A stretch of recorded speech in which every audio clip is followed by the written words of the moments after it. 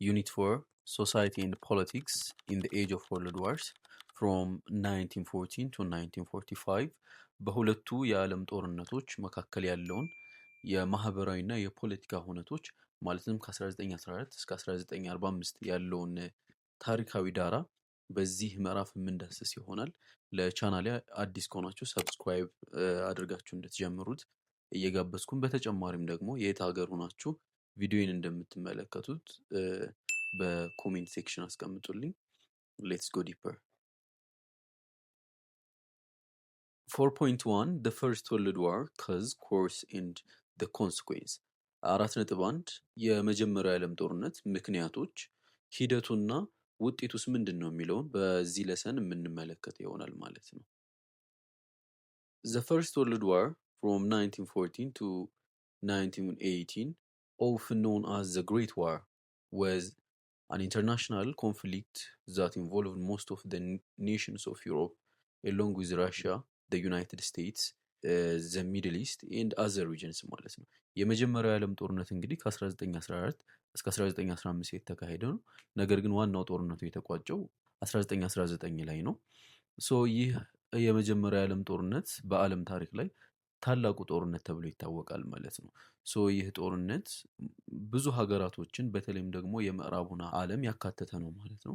ከነዛም መካከል ሩሲያ፣ አሜሪካ፣ በመካከለኛው ምስራቅ ያሉትን ሀገራቶችን አጠቃሉ ብዙ የዓለም ሀገራቶችን ያካተተ ጦርነት ነበረ ማለት ነው።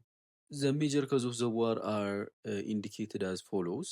ዋና ዋና የጦርነቱ ምክንያቶች በሚቀጥሉት ሴክሽኖች እንመለከታለን። መጽሐፋችሁ እዚህ ጋር የዩቲዩብ ሊንክ አስቀምጦላችኋል። you can check it.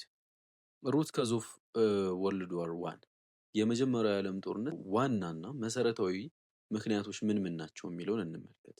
የመጀመሪያው ሙቹዋል ዲፌንስ አሊያንስ ነው። ወታደራዊ ትብብር በሀገራቶች መካከል የነበረው ወታደራዊ ትብብር ነው ማለት ነው።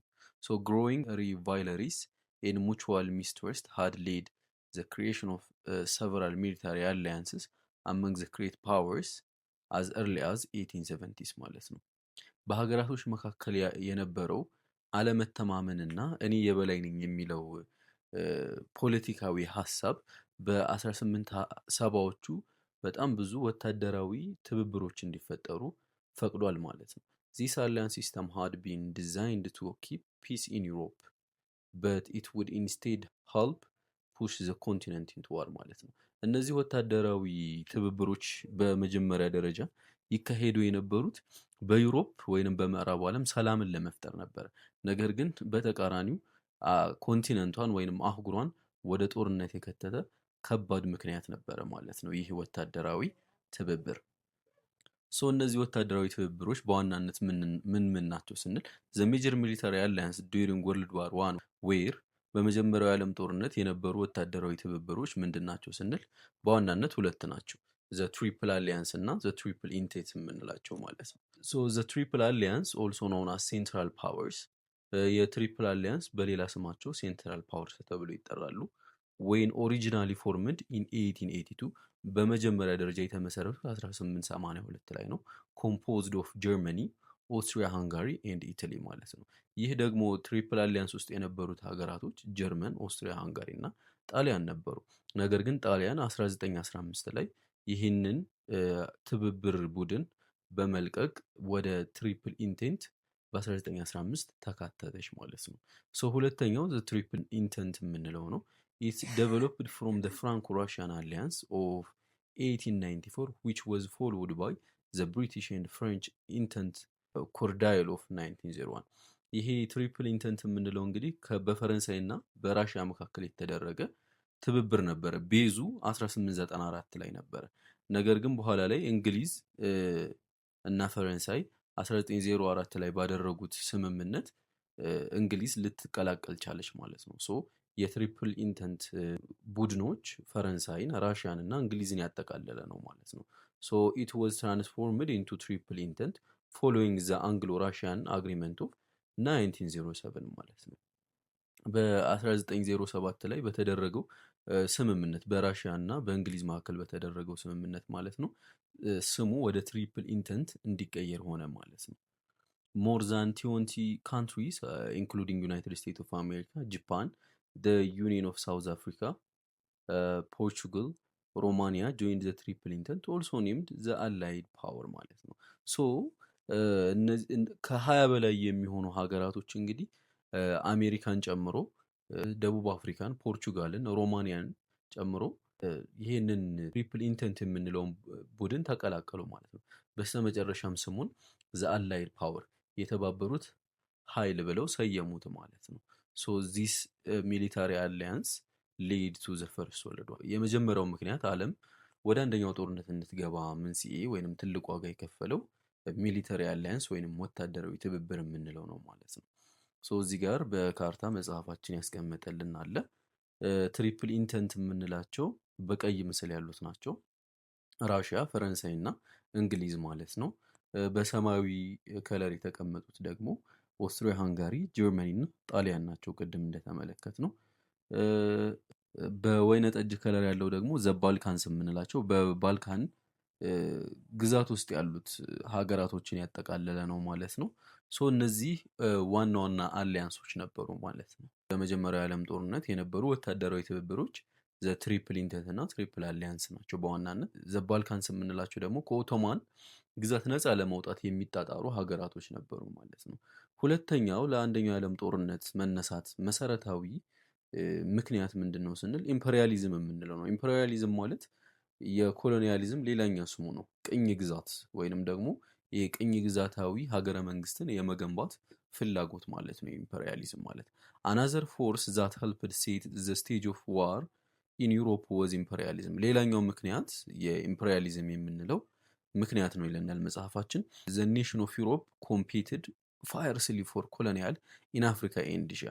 የምዕራቡ ዓለም ሀገራቶች እነ እንግሊዝ፣ ፈረንሳይ፣ ጣሊያንን ጨምሮ የተለያዩ ሀገራቶች እንግዲህ በኤሲያ እና በአፍሪካ ሀገራቶችን ቅኝ ለመግዛት ከፍተኛ የሆነ ፍላጎት ነበራቸው ማለት ነው። ዘ ኮስት ፎር ኮሎኒስ ሰምታይምስ ፑሽድ ዩሮፒያን ኔሽንስ ቱ ዘ ብሪንክ ኦፍ ዋርስ ማለት ነው። አንዳንድ ጊዜ ሀገራቶችን ቅኝ ለመግዛት ካላቸው ውድድር የተነሳ እነዚህ የምዕራብ ሀገራቶች ወደ ጦርነት ጫፍ ቀርበውም ነበረ ማለት ነው እርስ በርሳቸው።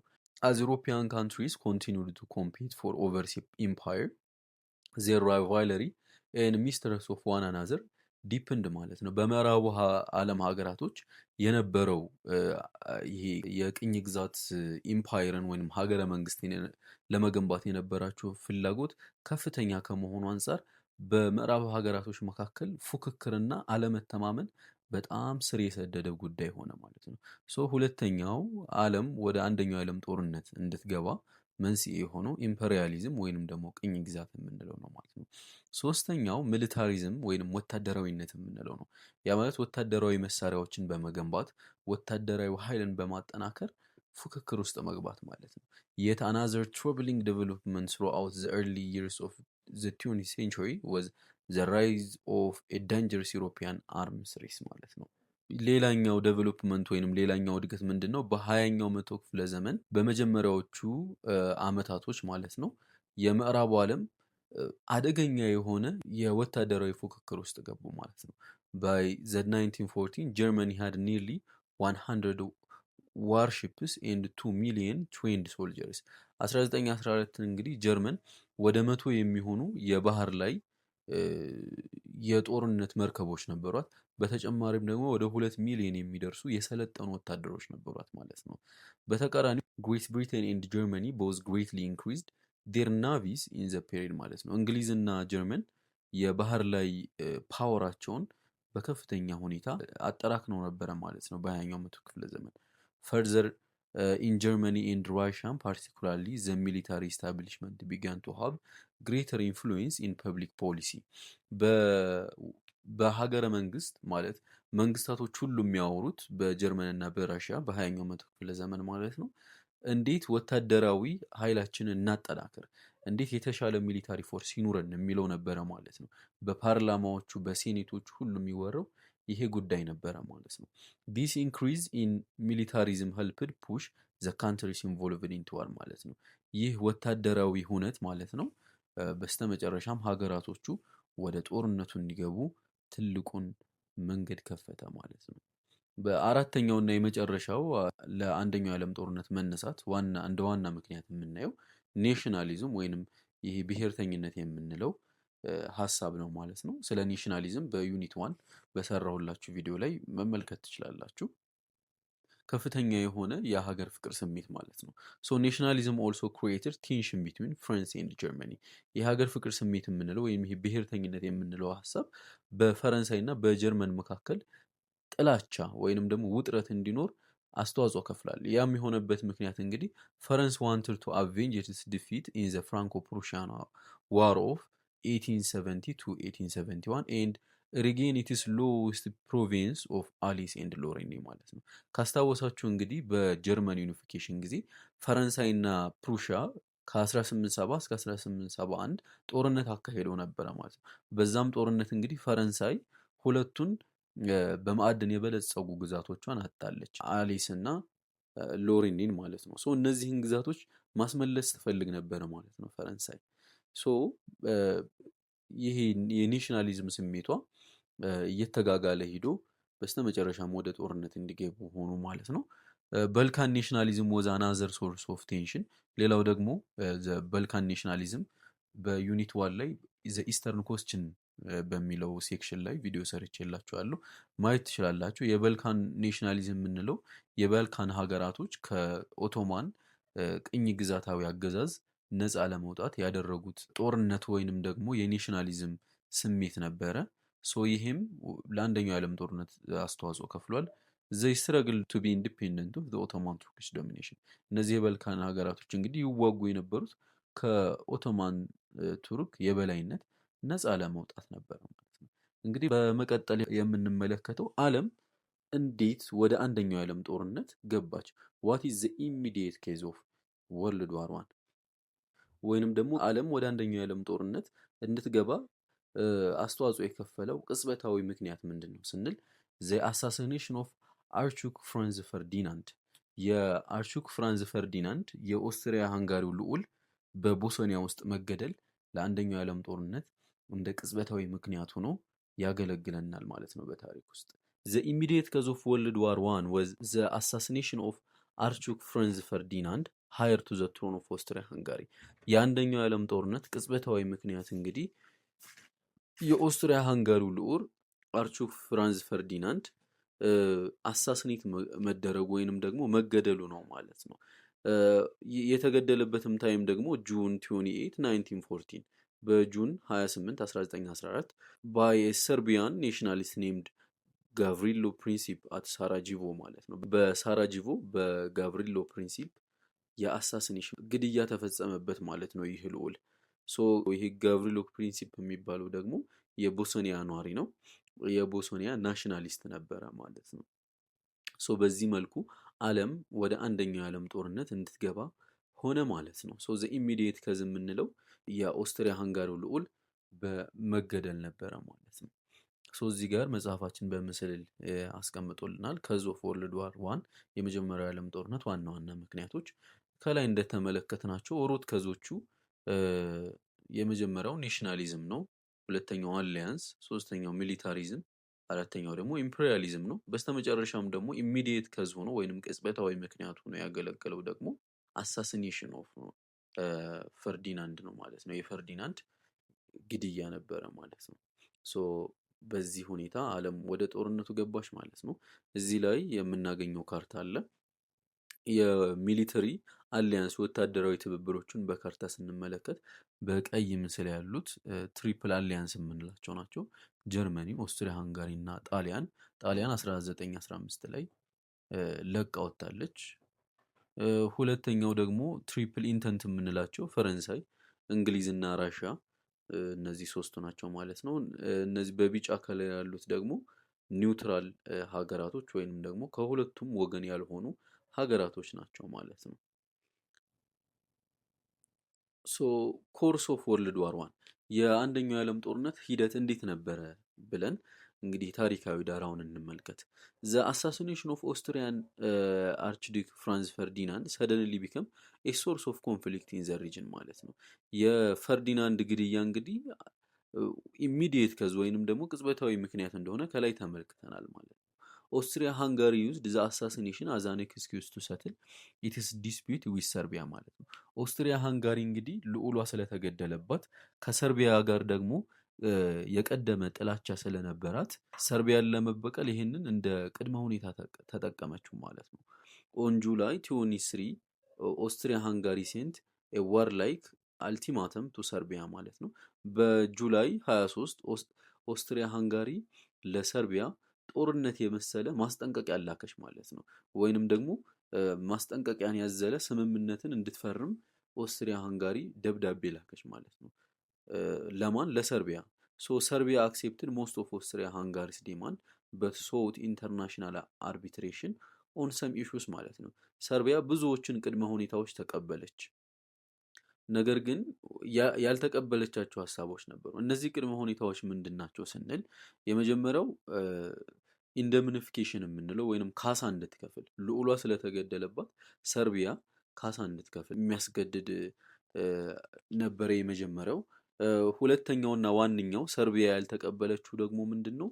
በሰርቢያ ኢንተርናል ኢሹ ማለትም የኦስትሪያ-ሃንጋሪ መንግስት የሀገር ውስጥ ፖለቲካዋን መቆጣጠር ፈለገ ማለት ነው። ይሄ ደግሞ ለሰርቢያ ሶቨርኒቲዋን ወይንም ደግሞ ሉዓላዊነቷን የሚገፍ ስለነበረ አልስማማም ማለች ማለት ነው። ሶ በስተመጨረሻም እንግዲህ ኦስትሪያ-ሃንጋሪ ዲክሌርድ ዋር ኦን ሰርቢያ ኦን ጁላይ 28 1914 ማለት ነው። በስተመጨረሻም 1914 በጁላይ ወር ላይ ኦስትሪያ-ሃንጋሪ ሰርቢያ ላይ ጦርነት አወጀች ማለት ነው። ዊዝን ዊክ ሞስት ኦፍ ዩሮፕ ዋዝ አት ዋር። በሳምንታት ውስጥ ጊዜ ውስጥ እንግዲህ መላው ዩሮፕ ወይንም በጣም ብዙ የዩሮፕ ሀገራቶች ጦርነቱን ተቀላቅለዋል ማለት ነው። ያም የሆነበት ምክንያት እንግዲህ ከላይ እንደጠቀስ ነው ሚሊታሪ አሊያንስ አለ ወይንም ወታደራዊ ትብብር አለ። ራሽያ እና ፈረንሳይ ሰርቢያን ይደግፏታል። ሶ ልክ ኦስትሪያ-ሃንጋሪ ሰርቢያ ላይ ጦርነት ስታውጅ ጀርመንም ከኦስትሪያ-ሃንጋሪ ጎን ቆመች። በዛው ቅጽበት እንግዲህ ጦርነቱ ሲጀመር ራሽያ እና ፈረንሳይ ከሰርቢያ ጎን ሆኖ ጦርነቱ ተጀመረ ማለት ነው። ይሄም እየተጋጋለ እየተፋፋመ ወደ አንደኛው የዓለም ጦርነት ዓለም ገባች ማለት ነው። ሶ ፍራንዝ ፈርዲናንድ እንግዲህ በምስሉ ላይ የምንመለከተው ነው። ሚስቱ ሶፊም በዛው በሰርቢያው ግለሰብ ሁለቱም ተገለው ነበረ ማለት ነው። ኢን 1914 ጀርመንስ ፎሎውድ ኤ ፕላን devised by Count Alfred von Schlieffen their ቺፍ ኦፍ ጀነራል ስታፍ። በ1914 እንግዲህ ጀርመን ወታደራዊ ፕላን አወጣች። ያ ወታደራዊ ፕላን ደግሞ በአልፈርድ ቮን ስቸልፊን በተባለ ግለሰብ ነው። ይህም ግለሰብ የጦር ጀነራላቸው ነበረ ማለት ነው። ሶ ስቸልፊን ፕሮፖዝድ ቱ አታክ ፍራንስ ስሮ ቤልጂየም ኤንድ ኦኩፓይ ፓሪስ ዊዝን 6 ዊክስ ቢፎር ተርኒንግ ኦን ራሽያ ማለት ነው። ይሄ ስቸልፊን ፕላን የምንለው የስቸልፊን ፕላን ፈረንሳይን በቤልጂየም በኩል አድርጎ የማጥቃት እቅድ ነበረ ማለት ነው። ይህም እቅድ በ6 ሳምንታቶች ውስጥ የሚጠናቀቅ ነበረ። ከዛን የፈረንሳይን ዋና ከተማ ፓሪስን ከተቆጣጠሩ በኋላ ፊታቸውን ወደ ራሽያ ለማዞር ነበረ ማለት ነው ወታደራዊ እቅዱ። ሶ ቱ አቮይድ ድራው አውት ኦፍ ቱ ፍሮንት ዋር። ይህንን የሚያደረገበት ምክንያት ደግሞ ይህ የጦር ጀነራላቸው ካውንት ኦልፈርድ ቮን ስቸልፊን ማለት ነው ሁለት ግንባሮችን ላለመክፈት ነው። በፈረንሳይ እና በራሽያ በኩል ሁለት ግንባሮችን ላለመክፈት ሲል መጀመሪያ ላይ ፈረንሳይን ማጥቃትን መረጠ ማለት ነው። ዘን ተርን ኢስት አጌንስት ዘ ራሽያን ኤ ላርጅ ኤንድ ባክዋርድ ካንትሪ ዊች ውድ ቢ ስሎ ቱ ሞቢላይዝ ማለት ነው። ሶ ይህ ግለሰብ እንግዲህ ከፍተኛ ንቀት ነበረው ለራሽያ። ያም ደግሞ ምንድን ነው? ራሽያ እንግዲህ እንደሚታወቀው ትልቅ ግዛት ያላት ሀገር ናት ወይም ሰፊ ሀገር ናት።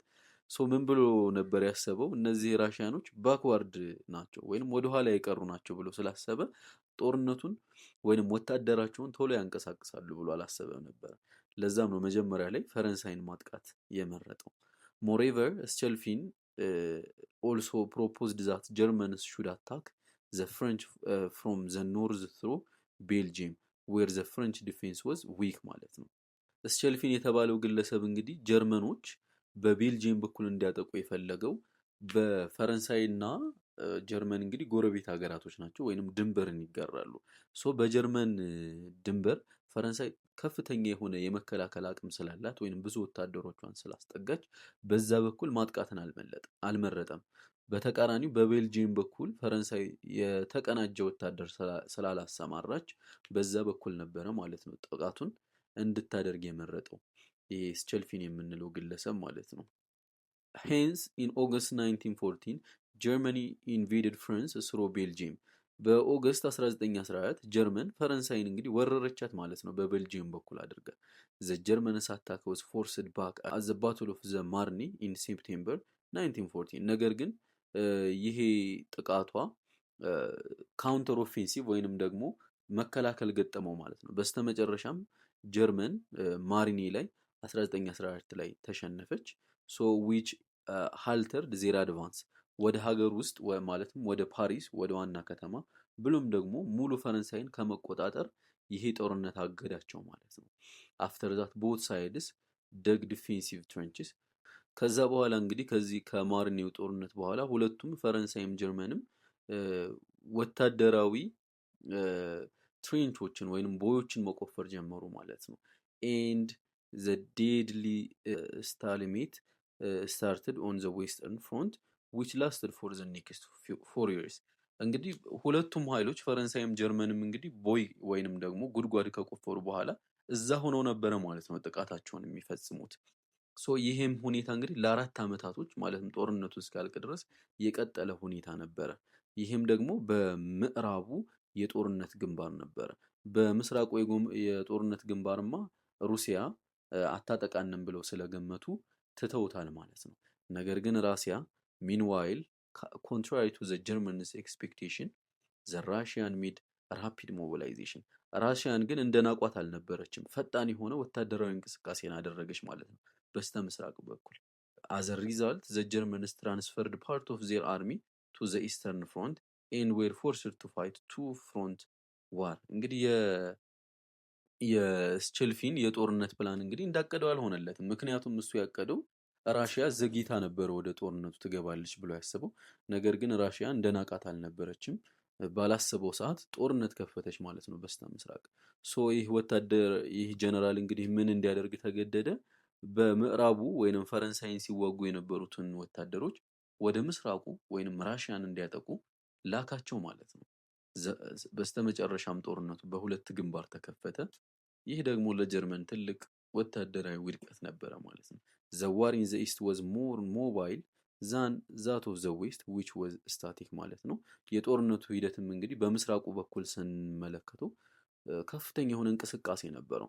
ነገር ግን በምዕራቡ ወይንም በፈረንሳይ ግንባር ደግሞ ስታቲክ ነበረ። ምክንያቱም ደግሞ ወታደሮቹ እዚህ ጋር እንደተመለከት ነው ቦዮችን ወይንም ጉድጓዶችን ቆፍረው አንድ ቦታ ላይ ሆነው ነበር ይዋጉ የነበሩት ማለት ነው። ሶ እዚህ ጋር የስቸልፊንን ወታደራዊ እቅድ እንመለከታለን። ጀርመንን እዚህ ጋር እናያታለን። ሶ እዚህ ጋር ደግሞ ፈረንሳይ አለች። ይህ ጀርመንን እና ፈረንሳይን የሚያገናኛቸው ድንበር ነው። በዚህ በኩል ስቸልፊን ከፍተኛ የሆነ ወታደራዊ መከላከል ፈረንሳይ ታደርግብናለች ብሎ ስላሰበ ጦርነቱን በጀርመን በኩል ወይንም ደግሞ በዚህኛው በኩል ነበረ ማለት ነው የከፈተ የነበረው። ሶ ዘ ስቸልፊን ፕላን ይለናል መጽሐፋችንም። እንግዲህ ብሪቲሽ ሶልጀር ኢንሳይድ ዘ ትሬንች ኢን ዘ ዌስተርን ፍሮንት ዲዩሪንግ ወርልድ ዋር ፈርስት ይለናል። ይሄ ነው ትሬንች የምንለው ጉድጓድ ውስጥ ነው። በዚህ መልኩ ነበረ ማለት ነው ወታደሮቹ ይዋጉ የነበሩት። ፈረንሳይም እንደዚህ አይነት ጉድጓድ ትቆፍራለች። በተቃራኒው ጀርመንም እንደዚህ አይነት ጉድጓድ ትቆፍራለች። እዚህ ውስጥ ሆኖ ነበረ ማለት ነው ይዋጉ የነበሩት። ኢን ዘ ዩናይትድ ስቴትስ ፐብሊክ ኦፒኒየን ሃድ ግራጁዋሊ ቼንጅድ አጌንስት ጀርመን አፍተር 1914። ነገር ግን በአሜሪካ ሳይድ ስንመለከት አሜሪካ መጀመሪያ ላይ ኒውትራል መሆን ፈልጋ ነበር ወይንም ጦርነቱን መቀላቀል አልፈለገችም ነበር። ነገር ግን ለጦርነቱ ያላት አመለካከት በ1914 መጨረሻዎች አካባቢ መቀየር ጀመረ ማለት ነው። ማንን በመጥላት? ጀርመንን በመቀየም ማለት ነው። ለምን ተቀየመቻት በምንል ሰዓት ኢን ዘ ጃንዋሪ 1917 ጀርመኒ ላውንችድ አንሪስትሪክትድ ሰምባሪን ካምፔን ማለት ነው። አንሪስትሪክትድ ሆነ ገደብ የሌለው የባህር ላይ ጥቃት መፈጸም ጀመረች ማለት ነው ጀርመን። ጥቃቱን የምትፈጽመው ሲቪሊያንንም ሆነ ወታደርንም ሆነ አትመርጥም። ያገኘችውን መርከብ ማስመጥ ጀመረች። ሶ ይህ ደግሞ አሜሪካ ለጀርመን ያላት ጥላቻ እንዲጨምር ሆነ ማለት ነው። ፈርዘር ሞር ኢት ዋዝ ዲስከቨርድ ዛት ዘ ጀርመን foreign minister Arthur Zimmermann had secretly sent a telegram to the Mexican government that promised to reward Mexico with vast areas of the southern United States in return Mexican support against the Americans ማለት ነው። ይህ አረፍተ ነገር ባጭሩ ምንድን ነው ለማለት የፈለገው የጀርመኑ የውጭ ጉዳይ ሚኒስትር በሰዓቱ የነበረው አርተር ዚመርማን ለሜክሲኮ ድብቅ የሆነ ቴሌግራም ሜሴጅን ጻፈ ማለት ነው። ይህም ቴሌግራም ሜሴጅ ደግሞ ምንድነው ያዘለው መልእክት ሜክሲኮ ከጀርመን ጎን ሆና ጦርነቱን የምትደግፍ ከሆነ ወይንም ከጀርመን ጎን የምትቆም ከሆነ ለሜክሲኮ የአሜሪካን ደቡባዊ ግዛቶች እንደምትሰጣት ቃል የሚገባ ነበረ ማለት ነው። ይህንንም እንግሊዝ ነበረች ማለት ነው ያጋለጠችው ወይንም የቴሌግራሙን መልእክት ጠልፋ ለአሜሪካ በመስጠት በስተመጨረሻም እንግዲህ 1917 ላይ አሜሪካ ጦርነቱ ውስጥ እንድትቀላቀል ምክንያት ሆነ ማለት ነው። although the president Woodrow Wilson great desire was for peace he felt the United States was forced to go to war በሰዓቱ አሜሪካን ያስተዳድራት የነበረው ፕሬዚዳንት ዊድሮ ዊልሰን ነበረ። እሱ ሰላምን ነበር የፈለገው ወይንም ደግሞ ጦርነቱን መቀላቀል አልፈለገም ነበረ። ነገር ግን አሜሪካ ተገድዳ በ1917 ጦርነቱን ጀርመን ላይ በማወጅ ተቀላቀለች ማለት ነው። ሶ ባትል ኦፍ ማርኒ ጀርመን የተሸነፈችበት ጦርነት ማርኒ የምንለው ባትል በዚህ መልኩ ነበር የተካሄደው ማለት ነው መጽሐፋችን እንደሚነግረን። ሂር ዊ ሲ አላይድ ፓወርስ አድቫንስ እነዚህ የተባበሩት ኃይሎች የምንላቸው እንግሊዝ፣ ፈረንሳይ፣ አሜሪካን ጨምሮ እንዴት ጀርመንን እንደወረሯት ከተለያዩ አቅጣጫዎች የሚያሳይ ምስል ነው። ይህንን ምስል ዲፕሊ እንድታዩት እመክራችኋለሁ ታሪኩን ለመረዳት ማለት ነው። በስተመጨረሻም እንግዲህ ዘ ኮንሲኩዌንስ ኦፍ ወርልድ ዋር ዋን የአንደኛው የዓለም ጦርነት ውጤት ምንድን ነው? ምን አይነት ውጤት በዓለም ላይ ያመጣ ስንል በጣም ወሳኝ የሚባሉ እንዲሁም ደግሞ ለመስማት የሚሰቀጥጡ አይነት ውጤቶችን ነው ያመጣው ማለት ነው። ወርልድ ዋር ዋን ኢን መኒ ዌይስ ወዝ ኤ ኒው ካይንድስ ኦፍ ዋር በብዙ አቅጣጫ ስንመለከተው የአንደኛው የዓለም ጦርነት አዲስ ነበረ ለዓለም ማለት ነው። ኢት ኢንቮልቭድ ዘ ዩዝ ኦፍ ኒው ቴክኖሎጂስ ሰች አዝ ማሽን ገንስ፣ ኤርፕሌንስ፣ ፖይዝን ጋዘስ ማለት ነው።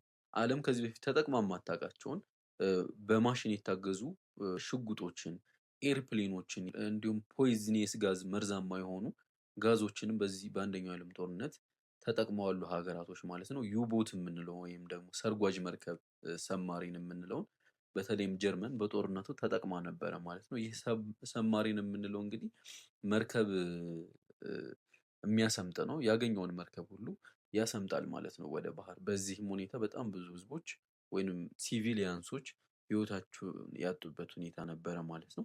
አኮርዲንግ ቱ ሰም ሶርስስ አዝ መኒ አዝ 8.5 million soldiers and some 30 million civilians died during World War I በአንደኛው የዓለም ጦርነት ምክንያት እንግዲህ ከ8.5 ሚሊዮን በላይ የሚሆኑ ወታደሮች እና ከ13 ሚሊዮን በላይ የሚሆኑ ሲቪሊያኖች ወይንም ወታደር ያልሆኑ ሰዎች ሙተዋል ማለት ነው። ሶ ምንጊዜም ስንመለከት እንግዲህ ከወታደሩ ቁጥር በላይ ሲቪሊያኖች የሚሞቱበት አዝማሚያ ከፍተኛ ነው።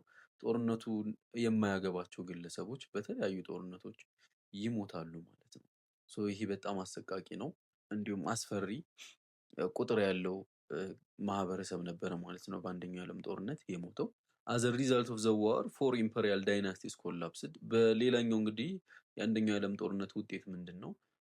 በዋናነት አራት የሚሆኑ ንጉሳዊ ዳይናስቲዎች ማለት ነው ኮላፕስ እንዲሆኑ ወይንም እንዲወድቁ ሆኗል። የመጀመሪያው ዘ ሃብስበርግ ኦፍ ኦስትሪያ ሃንጋሪ ኦስትሪያ ሃንጋሪን ያስተዳድራት የነበረው ኢምፐሪያል ዳይናስቲ ሊወድቅ ችሏል ማለት ነው። ሁለተኛው ሆሄንዞሌንስ በጀርመን ውስጥ ማለት ነው። ሶስተኛው ሱልጣኔት ኦፍ ኦቶማን ኢምፓየር የኦቶማን ኢምፓየር ሱልጣኔት እንዲወድቅ ሆኗል። በስተመጨረሻም ደግሞ ሮማኖቭ ኦፍ ራሽያ ሮማኖቭስ የምንለው ዳይናስቲ ደግሞ በራሽያ ውስጥ እንዲያከትምለት ሆኗል ማለት ነው። The map of Europe changed forever as territories were divided among the victors of allied powers የምዕራቡ ዓለም ካርታ እንግዲህ እስከ መቼውም ድረስ እንዲቀየር ሆኗል ማለት ነው። ድሮ ላይ ሰፋፊ ግዛትን ይዘው የነበሩት እንደ ኦስትሪያ ሃንጋሪ፣ እንደ ራሽያ፣ እንደ ኦቶማን ኢምፓየር የመሳሰሉ ሀገራቶች በአንደኛው የዓለም ጦርነት ምክንያት ወደ ትናንሽ ቴሪቶሪዎች ወይንም ግዛቶች ወይንም ሀገራቶች እንዲከፋፈል ሆኗል ማለት ነው። ይህንን የሚያደረጉት እንግዲህ ቪክቶሪየስ የሆኑት አሸናፊ የነበሩት አላይድ ፓወሮች ናቸው ማለት ነው። ዘ ማስ ሙቭመንት ኦፍ ሶልጀርስ ኤንድ ሪፊውጂስ ሄልፕድ ስፕሪድ ዋን ኦፍ ዘ ወርልድስ ዴድሊስት ኢንፍሉዌንዛ ፓንዳሚክስ ማለት ነው። ሌላኛው የአንደኛው የዓለም ጦርነት ያመጣው ውጤት ምንድን ነው? ወታደሮችና ተሳዳጆች እንግዲህ በሰዓቱ ከባድ የሆነውን ፓንዳሚክ ወይንም ወረርሽኝ ወደ ተለያየ የሀገር ክፍል እንዲሰራጭና ብዙ ሰዎች እንዲሞቱበት ምክንያት ሆኗል ማለት ነው። ዘ ስፓኒሽ ፍሉ የስፔኑ ጉንፋን ተብሎ የሚታወቀው ከ1918 ከ1919 የነበረው ማለት ነው።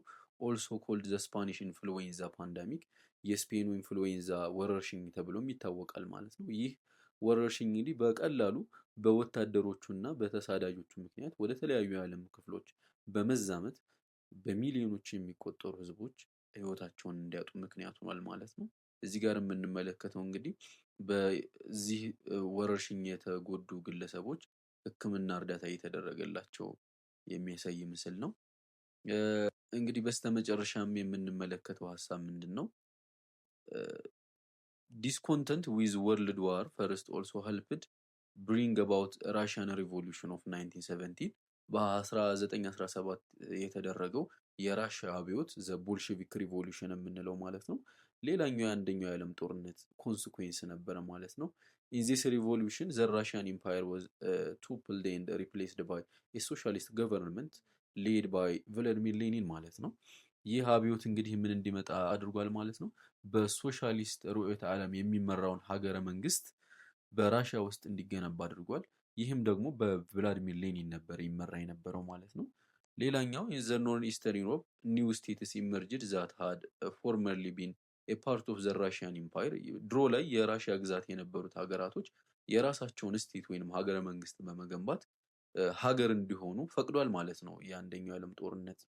ሌላኛው ኮንስኩዌንስ አመንግ ዘም ዌር ኦስትሪያ፣ ፊንላንድ፣ ላትቪያ ኤንድ ሊቱዌኒያ ማለት ነው። እነዚህ አራቱ ሀገራቶች ድሮ ላይ የራሽያ ግዛት ነበሩ። አሁን ላይ ግን ራሳቸውን ችለው ሀገር ሆኑ ማለት ነው።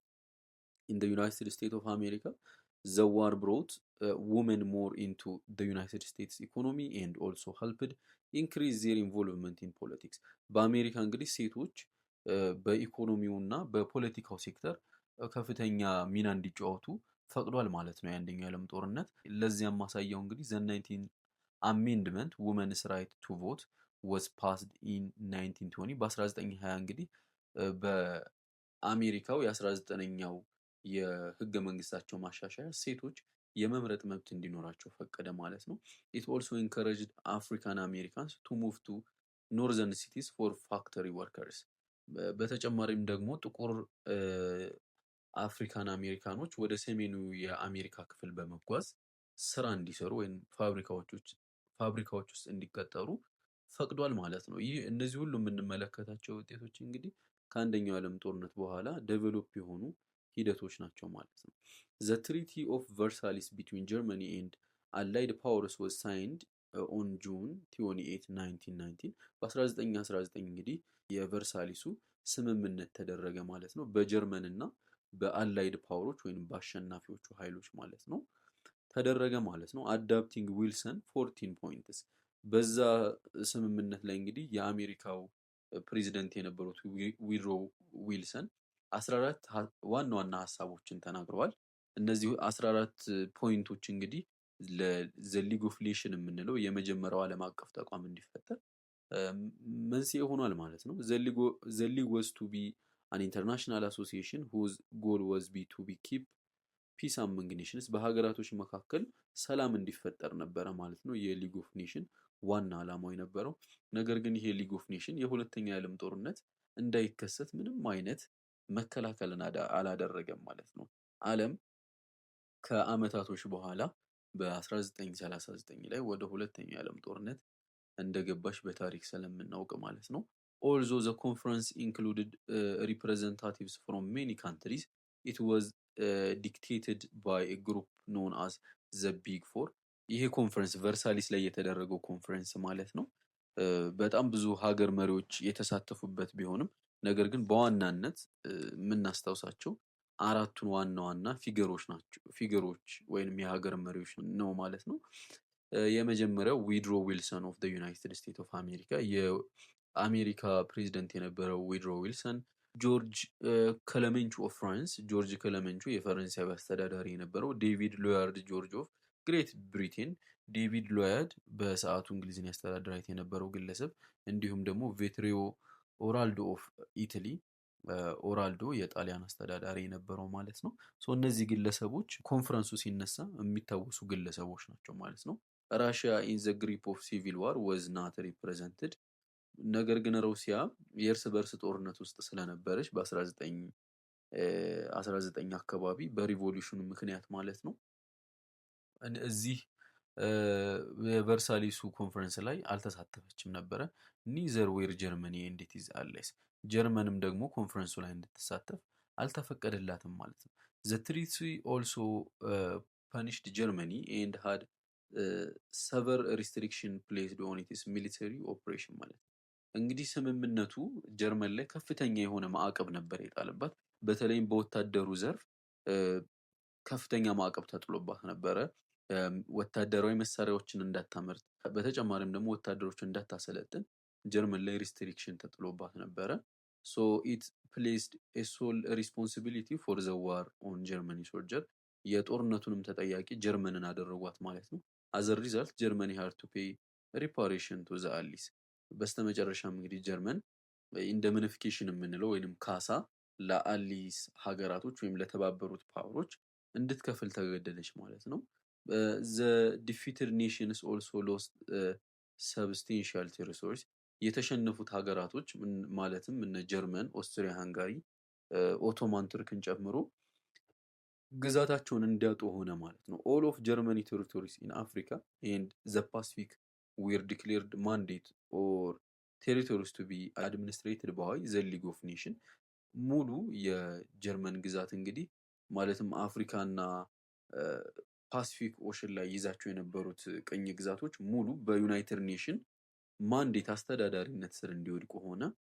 በስተመጨረሻም አንደር ዘ ፒስ አግሪመንት ዘ አሊስ ውድ ገቨርን ዘ ማንዴት አንቲል ዘይ ዌር ጀጅድ ሬዲ ባይ ኢንዲፔንደንስ ማለት ነው።